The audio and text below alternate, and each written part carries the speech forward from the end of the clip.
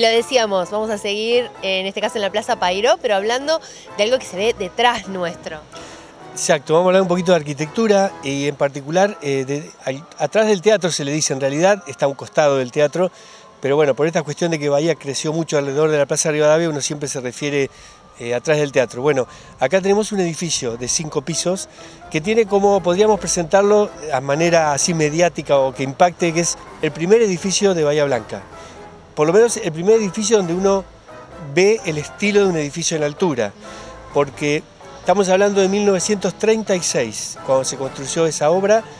Podemos decir que ya estaba, por ejemplo, el edificio de tribunales frente a la plaza, que tiene también 5 pisos, pero uno ve que no tiene la arquitectura de un edificio moderno, no se distingue esa forma de construir. El que tenemos acá, que es el edificio que está en Portugal y Ceballos, es sin duda el primero que está construido con ese lenguaje de hacer un edificio donde cada piso tiene departamentos individuales. Uno supone que ya para esta altura, década del 30, el municipio se había desprendido de esos terrenos que había comprado en el principio. Exacto, el municipio compró todos estos terrenos, pero se quedó nada más con la manzana donde puso el teatro municipal. El resto lo loteó y lo vendió porque así recuperó, no solo recuperó la inversión inicial, sino que hasta ganó plata. Bueno, la esquina esta, que es una esquina de dimensiones muy reducidas, no es fácil pensar un edificio en esa esquina, porque no tiene más de 12 metros de cada una de las calles. Así que bueno, esa esquina fue comprada por una persona que era abogado, que fue intendente de Bahía Blanca, que era Carlos Cisneros. Cisneros decidió invertir construyendo en ese lugar un edificio que en esa época no existía la ley de propiedad horizontal, con el cual cada piso o cada departamento puede tener su propietario. Acá el que construía era dueño de todo, no había manera de dividirlo después. Así que este edificio lo construyó Carlos Cisneros y se los presentaba como edificio de renta, porque el propietario lo que podía hacer era alquilarlo, nada más. Pero bueno, lo llamativo fue, además de la decisión de construir en altura para sacarle más metros cuadrados a un lote tan ajustado, fue que eligió un estilo moderno. En la década del 30, esto que vemos en el edificio Cisneros es la arquitectura moderna, que tenía auge en Europa, que estaba cambiando la historia de la arquitectura, pero no era fácil que en Bahía Blanca se aceptara o se adoptara este tipo de diseño. Que vuelvo a decir como ejemplo, el Palacio de Tribunales, eso es lo que se hacía, recurrir a estilos del pasado, a columnas jónicas, a mucha moldura, y acá aparece un volumen blanco, sin ningún tipo de moldura, los muros desprovistos de todo tipo de ornamentación, carpintería metálica, balcones, usando las propiedades del hormigón armado, barandas de hierro. Es una mezcla de arquitectura moderna, racional, se decía, porque era muy ajustada, como si fuera propia de la era de la máquina, pero también algunos detalles de diseño art déco, sobre todo en las curvas de los balcones, en el uso del hierro, las ventanas de hierro que se abren como se abrían las de los barcos. Es decir, hay toda una estética que realmente es difícil de encontrar en la Argentina, porque estamos hablando de un estilo moderno en la época del estilo moderno, en plena década del 30.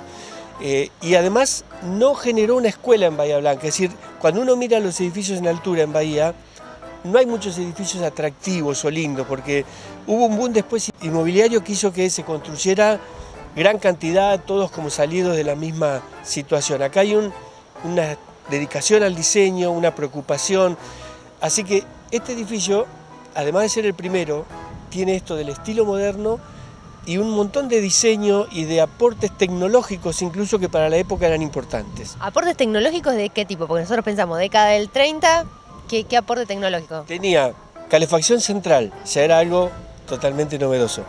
Garage para los autos. Ten en cuenta que en Bahía Blanca hasta después de la década del 70 no se obligaba a los edificios a tener cocheras. Este auto en la década del 30 construyó 4 garages, todos con salida a la calle, 3 sobre una de las calles y una sobre el otro, o sea, garajes individuales. Incinerador de residuos. Si bien después quemar las basuras fue considerado no lo más conveniente, en esa época era una propuesta. Tenía conexión para la radio, o sea, había una antena en la azotea que todos los edificios, no existía la televisión por supuesto, podían conectarse como si hoy fuera a internet, bueno, en esa época a la radio, que había una sola emisora en Bahía, pero bueno, todo eso era una modernidad.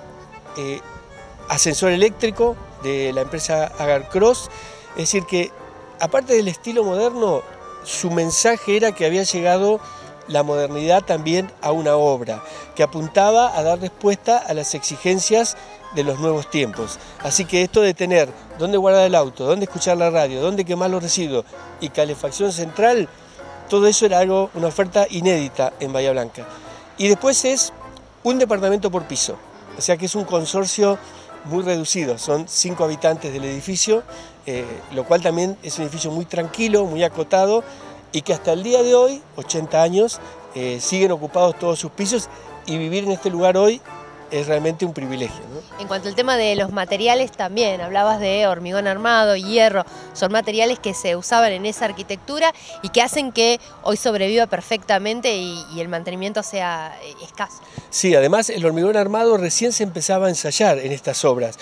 O sea que no era tan simple calcularlo, usarlo, había que usar encofrado, había que comprar barras de hierro. El mérito acá fue de la empresa que hizo el proyecto, que es la empresa del ingeniero Marseillán, que tenía como jefe de arquitectura a un ingeniero civil, a Guillermo Martín. Entonces ellos se animaron a hacer el hormigón les permitió hacer los balcones, la estructura se hizo mucho más rápido, hasta entonces era estructura de hierro generalmente.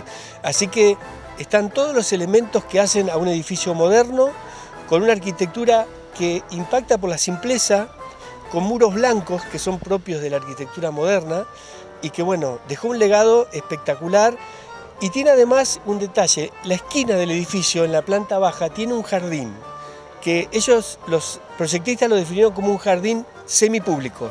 La idea era que si estaban enfrente de una plaza, como era la plazoleta Pairó, que ya estaba realizada, ellos aportaban ese pequeño jardín como relación entre los dos lugares. Y hasta el día de hoy ese jardincito sigue con sus plantas, con su cuidado, y es una especie de la ciudad jardín que se pensaba para este lugar sobre todo.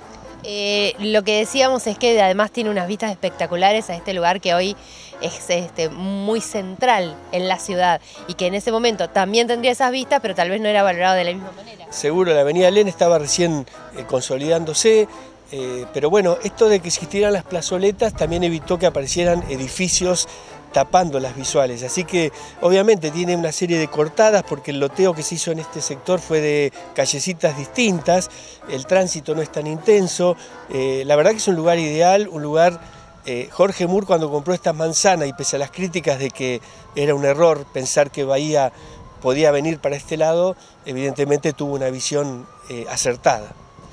Bueno, dejamos aquí el edificio Cisneros y nos vamos a quedar por la zona porque vamos a contar otra historia, en este caso relacionada con la vida política de nuestro país. Enseguida volvemos.